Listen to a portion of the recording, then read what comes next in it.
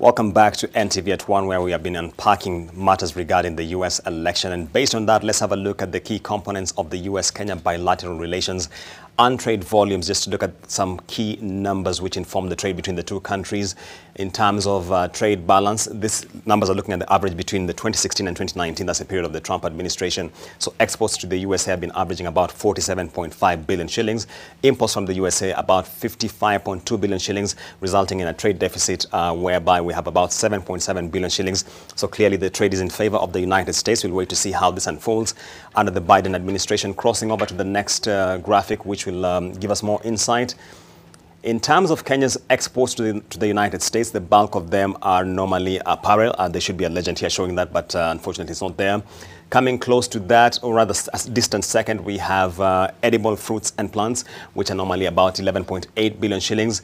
And after that, we have coffee, tea and spices, coming at about 4.1 billion shillings, and then the rest of all exports averaging about 5.6 billion shillings. And crossing over to something else, as far as the foreign direct investment stock in Kenya from the United States, in 2018 it was averaged at about 366.4 million US dollars. In 2019 it went downwards by about 3.8 percentage points to about 353 million US dollars. So we wait to see how this will evolve going forward in light of the new changes. And finally, let's take a look at something else which has been critical as far as the Kenya-US ties are concerned.